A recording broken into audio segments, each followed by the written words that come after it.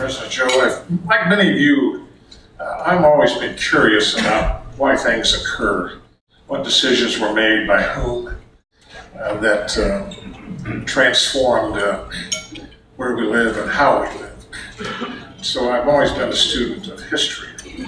And today we are privileged to welcome to a person who's come back to Polk County. He and his wife Barbara have moved back to Lakeland. And Cantor Brown Jr. is a historian, a professor, and author. He was born in Fort Meade and earned his degrees at Florida State University. He's taught at Florida A&M University, and he's worked at Fort Valley State University in Fort Valley, Georgia. He's written on Florida and Southern United States history, including Florida's Peace River Frontier, earning him the Florida Historical Society's Rembert W. Patrick Award. He's written about dignitaries throughout the state of Florida, and he's authored, co-authored, or edited approximately 24 books. He's got one coming out later this summer about Henry Bradley Plant, the railroad guy who really had a lot to do with why we are Lakeland. It's coming out, and it'll be a perfect Christmas gift, so I encourage you to pull up Cantor Brown's books on Amazon. And I also want to say that every library of somebody who lives in Lakeland should have this book and its companion volume about Polk County, Cantor Brown wrote. And this one is the second volume. It says Doug can have richer memories. It covers Polk County, Florida from 1940 to 2000. There are familiar names in this book. Some of the names are same names that are in this audience. And so it is, and the previous book is when the start of Polk County to 1939. So they're fascinating books as reference and general reading. But Cantor Brown is more than a historian and renowned author. You are going to find that he is a first-rate storyteller. He presents history with all of its richness and flaws. He's here today to talk to us about the origins of Lakeland, from roads to railroads, about heroes and scoundrels, hard times and bad luck, but most of all, perseverance and dreams that have produced this great city of Lakeland. So please join me in welcoming Cantor Brown Jr.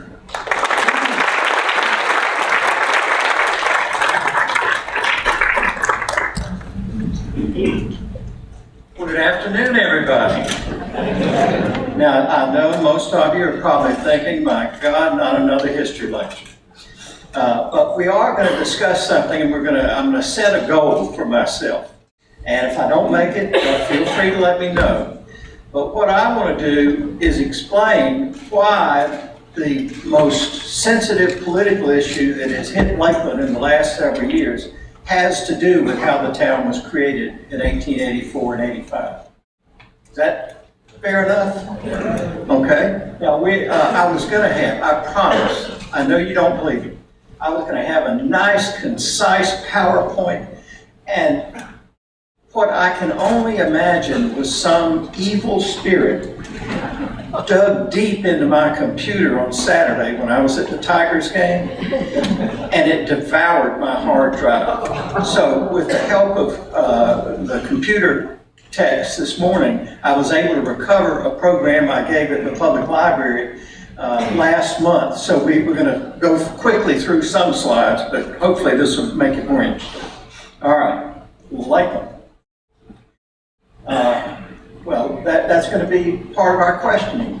Did Abraham G. Munn of Louisville, Kentucky, found Lakeland in February 1884? Isn't that the story? Or did he not? We'll find out. Okay, we're going to start very, very quickly. There was up until 1842, this area of Florida was under the control as much as of anybody of Seminole and Creek Indians and their black allies. This was a heartland of resistance for the longest Indian war in U.S. history, which I have also argued was the largest slave rebellion in United States history, the Second Seminole War. The legacy of this war, and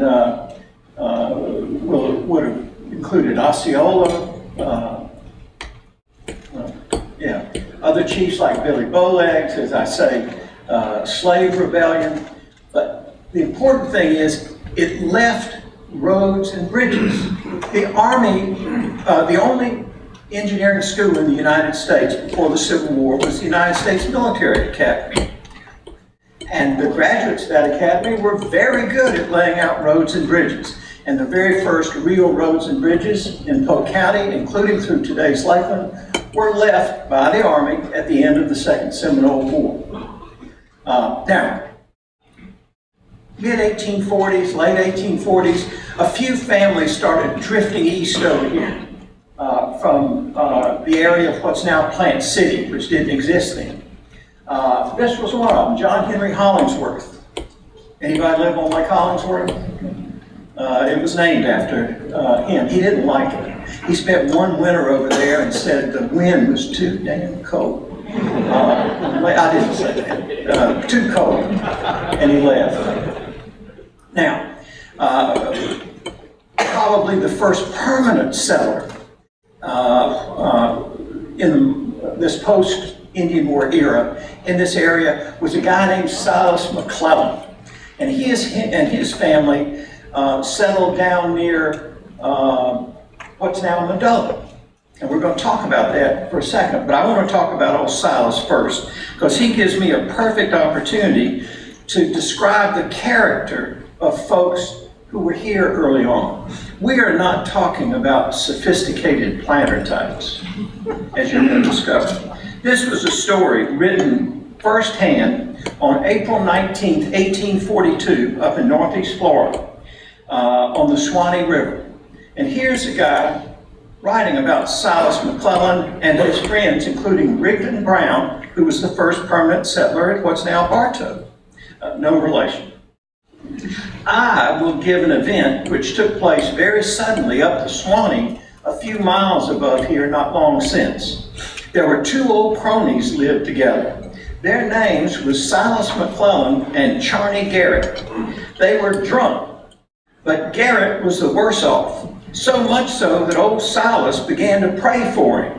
And while they were engaged in their holiness, who should come along but the Honorable Rigdon Brown, Esquire, a man who has drunk enough liquor to swim him and his horse. He was cow hunting at the time and happened to be sober. He rode up near the two gentlemen undiscovered and looked at them for some time. At last he alighted off his horse and got him a good pine limb, and he went to work and administered a most ungodly beating to each of them. And after he had finished, he sat down by them and began to lecture old Garrett. But the fellow threw it all on old Silas. When old Rig turned to old Silas and called him a damned old rascal, says he, the Baptists have had you, and so have the Methodists, and they have both turned you off. And now you're trying to pray yourself into my church, but damn you, you shall not join him. And he fell aboard of the old fellow again and had like to beat him to death. After he had given him the second beating, he sat down and drained the bottle. Well, it gives you an idea. These are rough cracker frontier types. Even the ones who owned a few head of cattle or had a little land. These are not polished people. Well, the Civil War comes along, and we get, by the way, Civil War, I thought, Streety Parker was a cattleman, one of those people who kind of came through before he settled down around Bartow. But next time you pass Lake Parker, think of him. Now, this man's important to us. This is Jesse Keene and his family. And Jesse represents the families that start dribbling into this area to stay after the Civil War. He was dirt poor. He was looking for a way out of where he had been up around Lake City. He had gotten into trouble up there, and he wanted to be left alone. And it was easy to be left alone down here. So in 1866, Jesse and his wife moved down not far from where Silas McClellan lived, a little bit to the north. Think Jesse King Elementary School.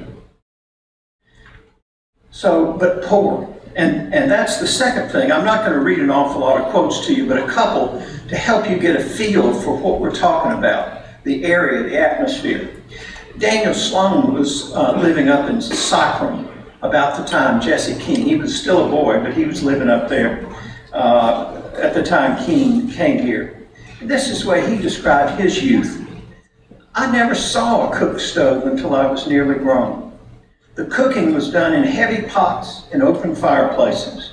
Most of the clothing we wore was made of cloth woven on the old-time looms, and it was sewn by hand. There were no sewing machines. There were no sawmills. The houses had split puncheon floors. A puncheon is a split log with the face smooth, and there were split boards for doors, roofs, and all. There were no wire or plant fences, but split boards nailed lengthwise or upright on rails that were also split.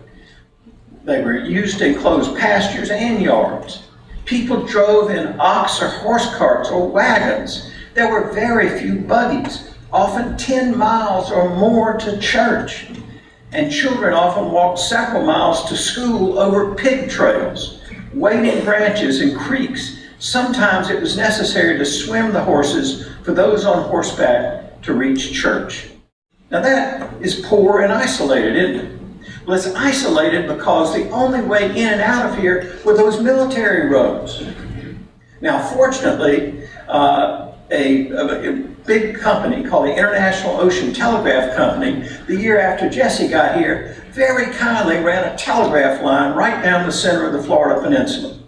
And it came down from what's now Dade City to a lake not far from here, where reportedly the final pole before it turned was actually in the water, and then ran diagonally down toward what's now Bartow. We, of course, call that lake today after that telegraph line Wire Lake. And they had to build a road to service the wire. So we got one new road going south, International Ocean Telegraph. You can see generally. Now, a few other people start trickling in. Mostly they're just like Jesse King. They're poor, and they're coming to be somewhere else. They were not happy or welcome where they were. Alfred Washington Lund was a little better off than some. He showed up and settled near Silas McClellan's place, probably went to work for old Si, and smart man that he was, married Si's daughter. And today he has the Learning Road named after him. Everybody's heard of the Cumbies. Just to give you an idea of the fact that these were squatters and how poor they were, the Cumbies didn't even bother to try and get title to their land until 1884. Now, the first guy who comes along and sees that there's some possibility to build a town around here, even if not much, is also from up around Lake City. His name's Lewis Moses Ballard.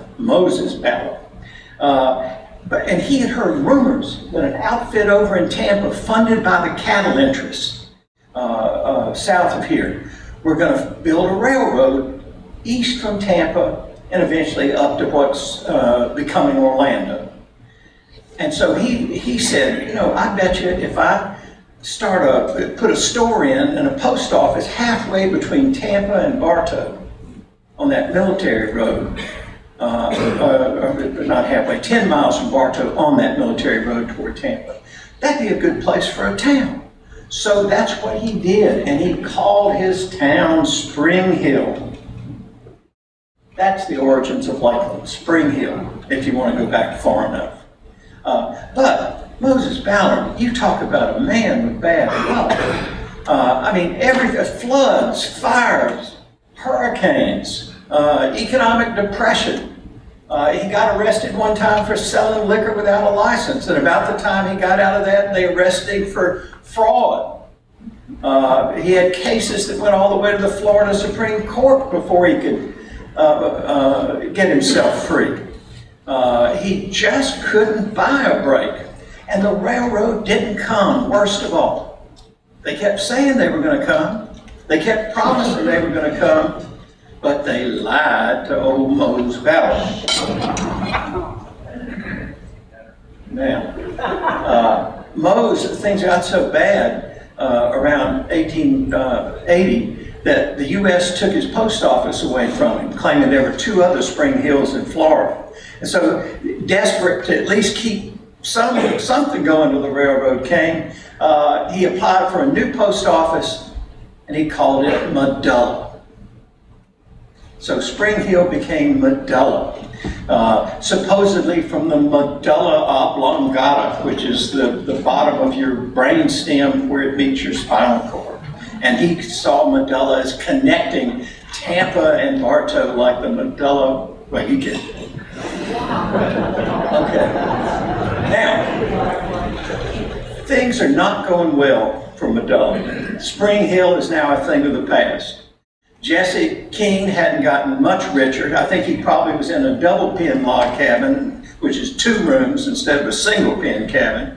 Silas McClellan is happy he married his daughter off, but he's soon to pass on to his eternal reward. But these rumors keep persevering that a railroad's coming. And it started attracting people from Alabama. People who had been, if not entirely ruined by the Civil War, had certainly had their fortunes undermined seriously by the war. Most of them were former Confederate soldiers or officers. One example is old Epps Tucker here. He came down from Chambers County, Alabama to Medulla in 1881. He tried to help old Mose Ballard out a little bit. He was a little more learned than most of the people around. But probably what he did for our story, more importantly than anything else, is he wrote back home and said, "You can't believe how beautiful this place is.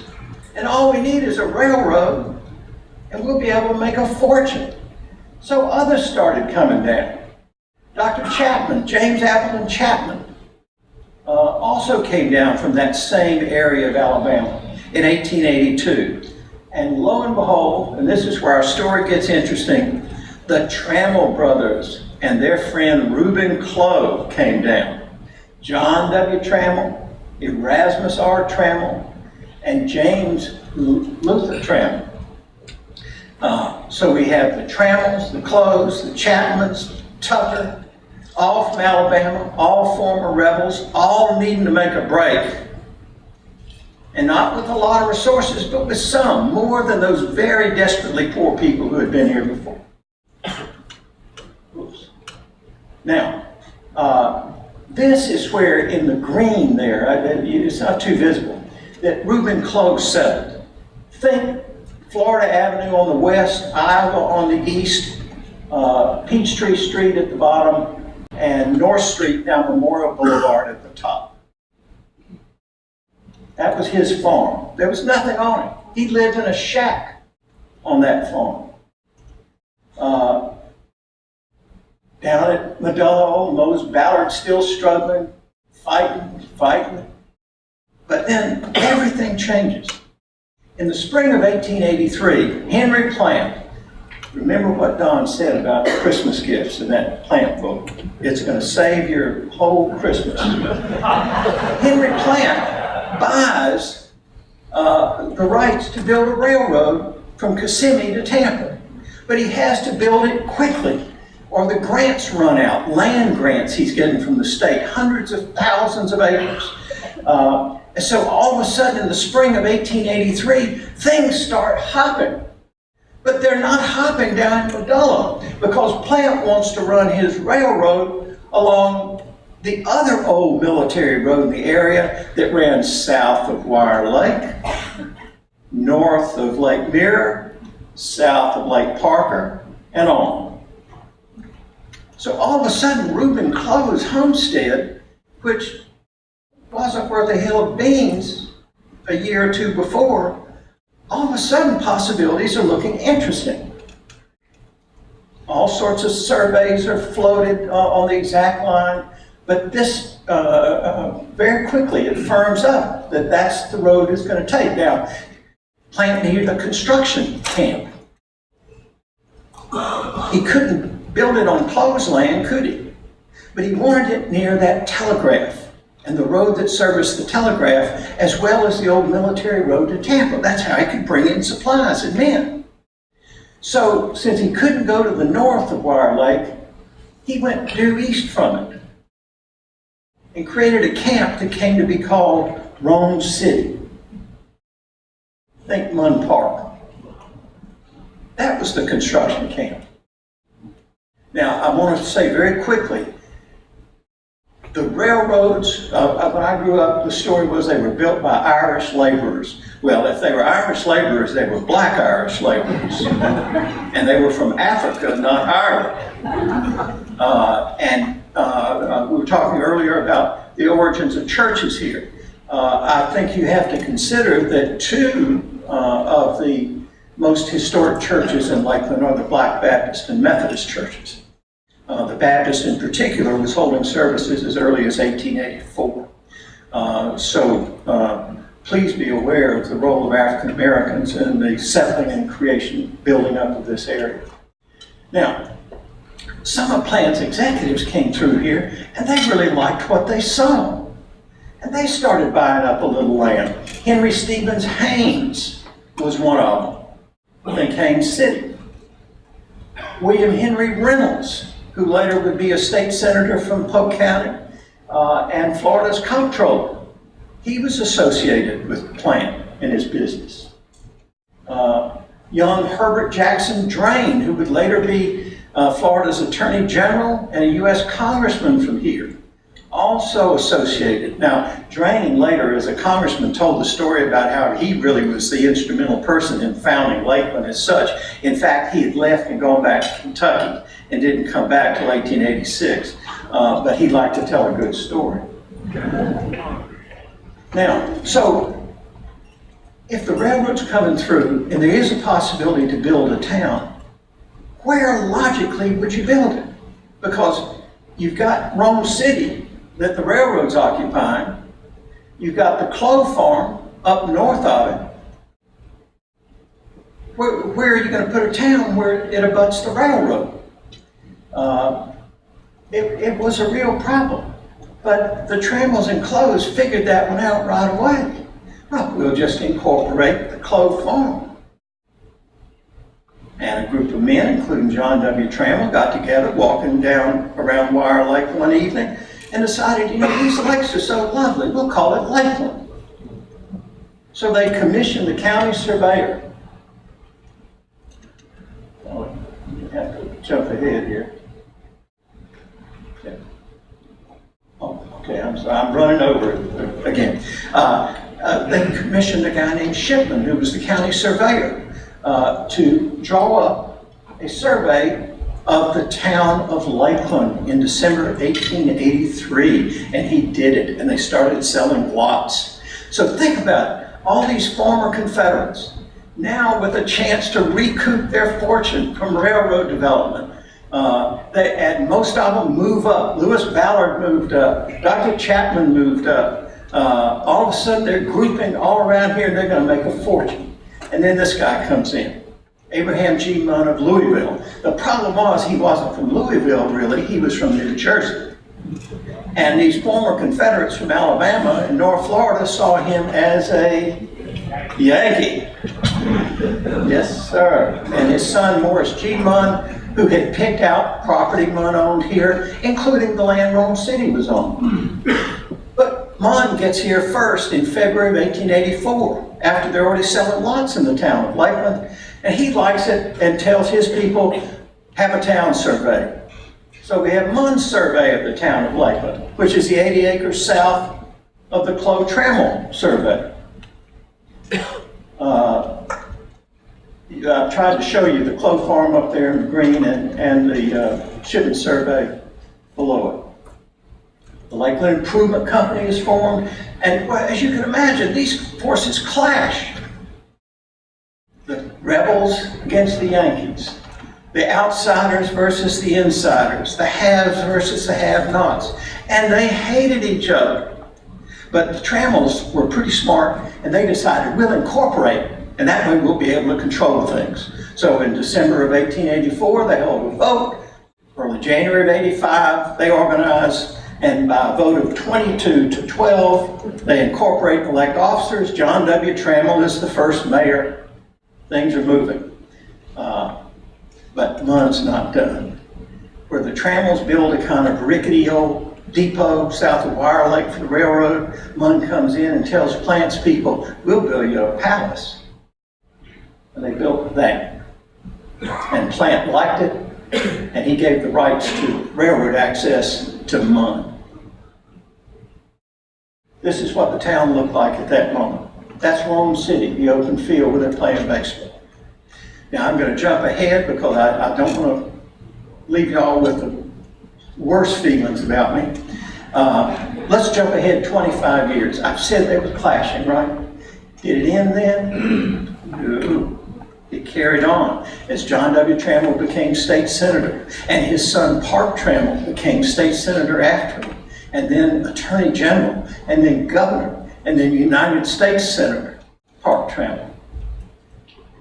Well, on the 25th anniversary of our depot, the Munn Depot, 25th anniversary, Park Trammell happily presided at a dedication ceremony held in Munn Park on June 3rd, 1910, to dedicate a Confederate monument. There were no Munns present, no Mortons present, Munn's partner, and Herbert J. Drain, then state senator, was unavoidably detained. Trammell had the last word, putting up that Confederate monument.